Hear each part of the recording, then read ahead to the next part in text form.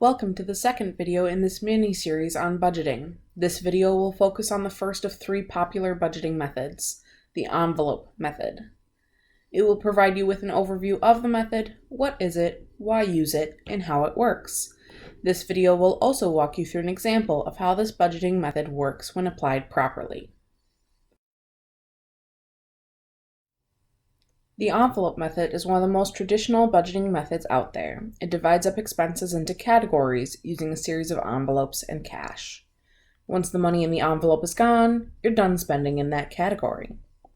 Some people also choose to use this method for savings. However, it's a less common practice. If it sounds simple, it's because it is simple. So how do you know if this is the right budgeting method for you? There are multiple factors to consider when selecting a budgeting method, from spending habits to your financial goals. The traditional envelope method uses physical cash, so those struggling with overspending, especially with plastic cards, may find this method most effective. The method itself is rather simple and can be beneficial when first starting out with a budget. This method is not catered to those trying to save money. If your financial goal is to build up a savings, this might not be the method for you.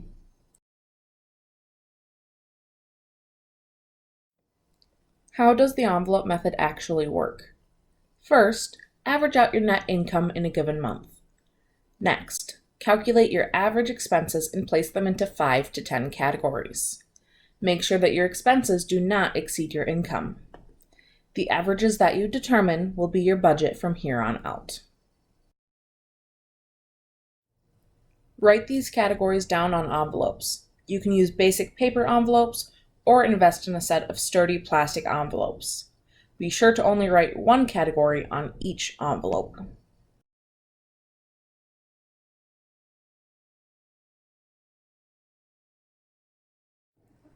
Finally, take your paycheck to the bank and get cash. If you get paid via direct deposit, withdraw the necessary cash for your envelopes. Be sure to get a variety of denominations to make it easier to split the bills up. Place the cash into the designated envelope. If you get paid on anything but a monthly schedule, you will have to divide up your expenses to accommodate that.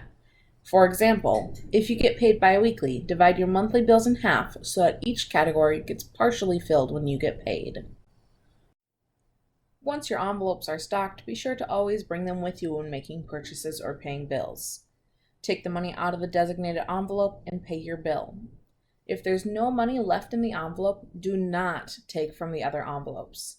Doing so will cause a cascading effect, with each envelope not having enough to cover its designated expenses. Let's look at a simplified example. Given a monthly budget of $1,000, you would put the designated amounts into your 5 envelopes as shown below.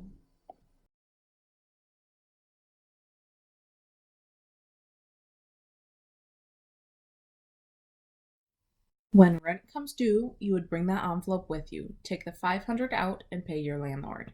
When grocery shopping, you would do the same. At the cash register, pay for the groceries using the money in the envelope. If you're about to overspend, place some of the groceries back. Repeat the process for the rest of your bills.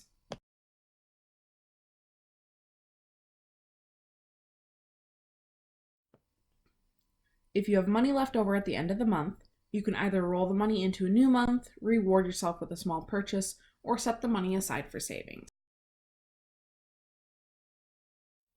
This video gave you a basic overview of the envelope method. Thanks for listening, and don't forget to take the quiz.